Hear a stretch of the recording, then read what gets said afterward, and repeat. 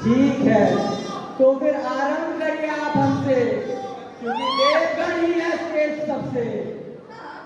आपकी आंखों में मुझे सच्चाई दिखाई देती है, बातें भी मुझे सुनाई देती है, परंतु जरा पीछे हट जाइए, आगे तालियां अपनी बाधा, मैं करती हूँ ना, आधा आधा।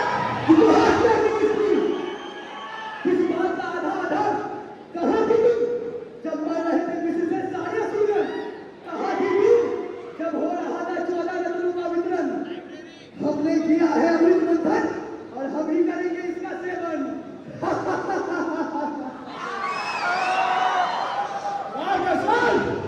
बात है इस अभिमान की।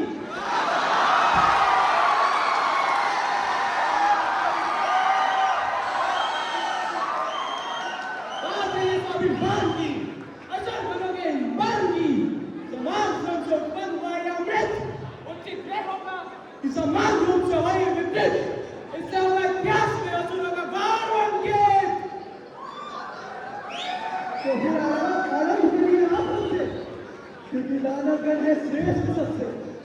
जो भी मुझे अपने बच्चों से प्रभावित करेगा, मैं उसे ही पहले अमृत दूंगी। हमसे उज्ज्वलित होता है ये संसार, होती है तीनों लोगों में हमारी जय जयकार। प्रारंभ हमसे कीजिए प्रिय सूत्रधार। वो कर्तव्य है तुम्हारा, मैं दूंगा। अगर तुम नहीं देखो तो क्यों नहीं जाना दरबार? इस समझौते में ना तो जरूर करेंगे। क्या बोल रहे हो अभी देख? हमारे पास तो मिशन की नीतियाँ पहले से ही है। ये तुम्हारा बड़प्पन है कि हम तुम्हारी सहायता कर रहे हैं। ये तो नारायण की सलाह से आए थे तुम्हारी मदद मांगने, वरना हमारी क्या मत मारी गई थी। अपनी दूसरा भी ना रही अब से ही दूर थे। अब क्या हमारे हाथों प्राणहीन होना चाहते हैं? और जंग दे करने के लिए आप नहीं बोले तो अच्छा लगेगा। मत करो बातें निराधार, गिरा देंगे सूर्य को, पहुंचा देंगे जीवन के उस पार।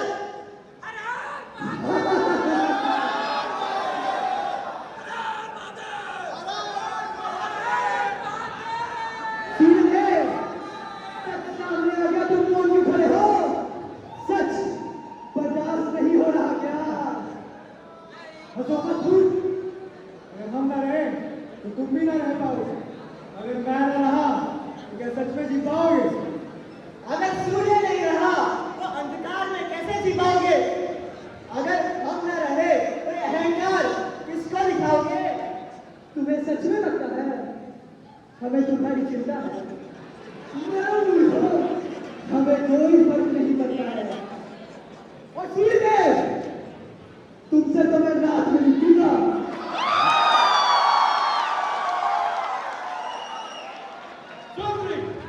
तुम जान लो, हम शुरू से ही छले जा रहे हैं, इन देव की माया पर तुम भले जा रहे हैं। छल? कैसा छल? क्या तुम्हें याद नहीं, गोमंत्र मंथन के समय वासुकी नाम का मुख हमें थमा दिया गया था ताकि उसकी विश्व उष्मा हमें झेलनी पड़े। आप सभी बताइए, क्या ये उचित था? अरे अरे, इन देवताओं में इतनी समझ है ही कहाँ? इन्हें तो किसी बात की चिंता लगी रहती है, कहीं सुंदर और कोमल काया पर कोई दाग न लग जाए। इसमें छल क्या था? आपको एक वासुकी की पूंछ पकड़ने में अच्छा नहीं हो रही थी। चंदावा, आप तो सो ही जाओ। नारद मुनि ने चालों का जाल बिछाया है, सारे राक्षस देव ऋषि ने मूर्ख बनाया है, बातों में सबको वैसा उठाया है, पूछ के बदले में सारा मूर्ख बनाया है। वो तो आपकी भूल थी, जो नहीं बना जाना। वो सब छोड़ो, कल्प वृक्ष और काम देखो लेकिन किस आधार पे? सारी मेहनत हमने की और तुमने छोड़ दिया हमें हमारे हाल में। तुम कंटालो शमशानो बगैरा की खुशबू को क्या जानोगे? कल्पना से परे इस कल्प वृक्ष को तुम कैसे संभालोगे? तुम ये बात जानो, वारिंदी को भी तुमने छीन लिया, मन को मदिरा पान किया, अब जब तुम्हारे हृदय व्यक्त हुआ, इन्हें पशुओं का बात करा। ऐसे नहीं कहते, हमने भी तुम्हारी मेहनत का सम्मान किया, बारूदी का दान किया, फिर भी इस उदारता पर हमने ना कभी अभिमान किया। ये कैसा बखान? नौबतदारी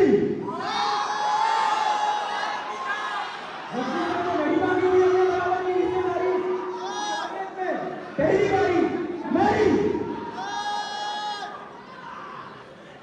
हे शुक्राचार्य, आप स्वयं एक ऋषि हैं, सृष्टि का कल्याण ही आपका जन्मसिद्ध उद्देश्य है, फिर भी आप असुरों में अमृत बांटना चाहते हैं। शुक्राचार्य, आप ही बताइए, अगर अमृत हम देवगण को छोड़ के इन असुरों को प्राप्त हुआ तो इन पूरे संसार का क्या होगा? ये बड़ी ऋषियों का यज्ञ भंग करते हैं, गांव बिहार में उत्पाद बचाते हैं, स्त्रियों का शोषण करते हैं, गर्दन की राह पर चलते हैं। आपको और आप ही इन असुरों को अपनी संजीवनी विद्या से जीवित करते हैं, तो क्या आप भी इनके पापों में भागीदार ना हुए? बताओ, बताइए शुक्राचार्य, और यदि असुर इतने ही महान हैं, फिर आप हम देवताओं के ऋषि क्यों बनना चाहते थे? देवराज, तुम्हारे नेत्र साहस, तुमने हमारे गुरु का अपमान किया है।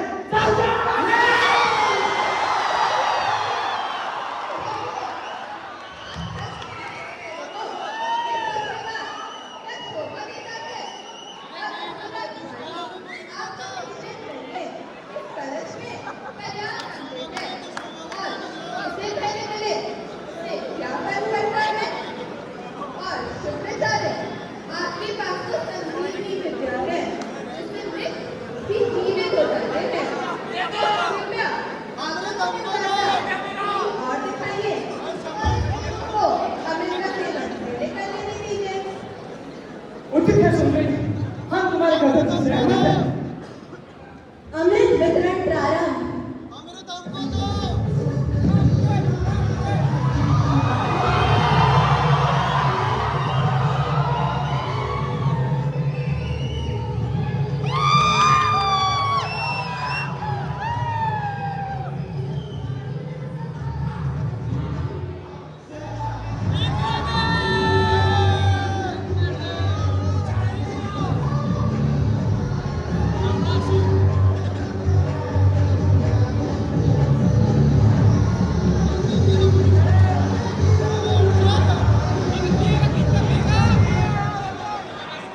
ये सुंदरी तो देवताओं को ये अमृत दे रही है।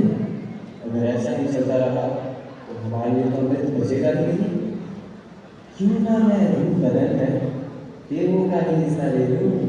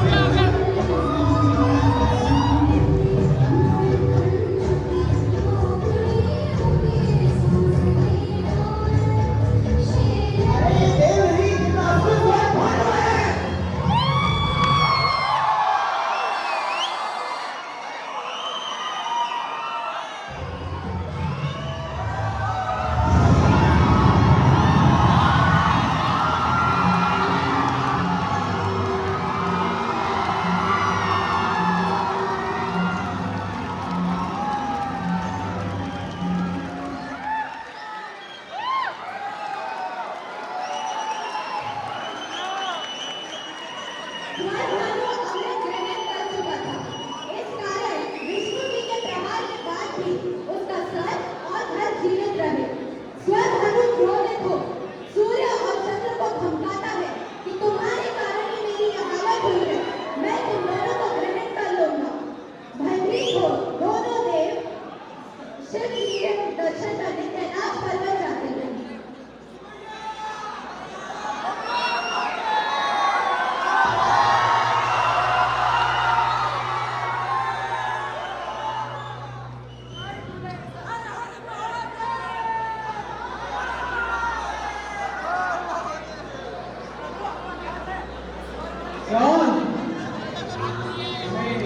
क्या?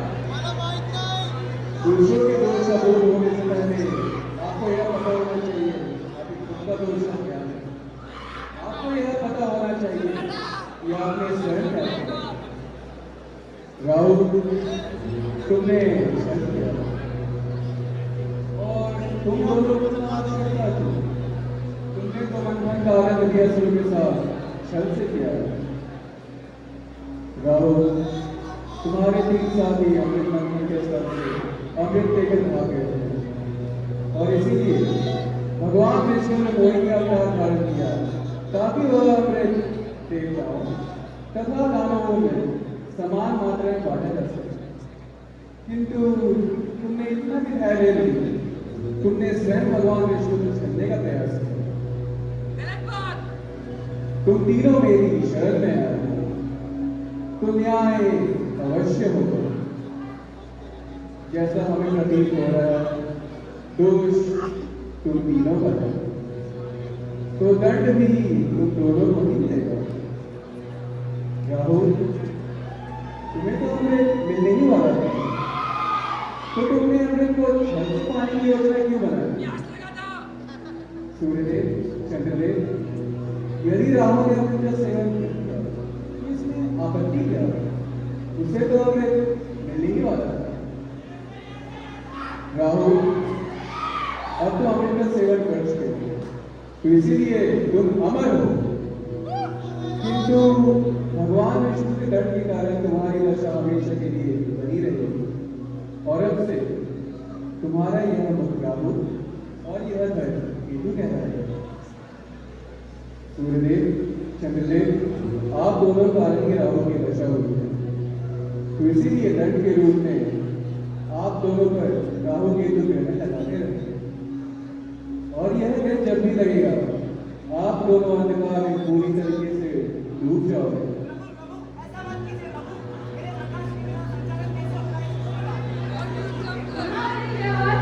महादेव की बात को ना सुने बिना ही आप दोनों निष्कर्ष पर आ गए।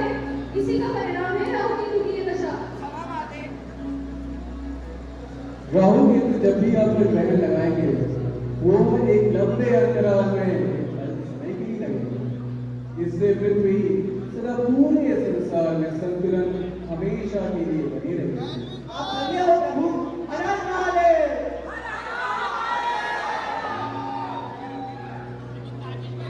एक और अमृत पान करने के बाद देवों में उनका घमंड पुनः लौट आया। वहीं दूसरी ओर असुर निराश थे कि समान श्रम से उत्पन्न होने के बाद भी उन्हें अमृत नहीं प्राप्त हुआ। देवों ने अमृत को प्राप्त करते ही संसार के हित से पहले असुरों का अहित सोचा, अमृत का उपयोग करने से पहले उसका दुरुपयोग सोचा। अपने जय से पूर्व वे दानवों के पराजय का आनंद मनाने लगे। न्याय करने हेतु शिव जी ने दानवों के गुरु शुक्राचार्य को उनकी संजीवनी विद्या पुनः लौटा दी। इस घटना के बाद मन में एक प्रश्न तो अवश्य आता है कि क्या सच में जो देव धर्म के प्रतीक थे वो अच्छे थे और जो दानव अधर्म के प्रतीक थे वो बुरे थे? और अगर इस समुद्र मंथन में इंद्र अहंकारी ना होता या स्वर्भानु सहनशील होता तो क्या परिणाम कुछ और होता? हर व्यक्ति में अच्छाई और बुराई दोनों होती है और एक संतुलित जीवन के लिए दोनों ही आवश्यक है।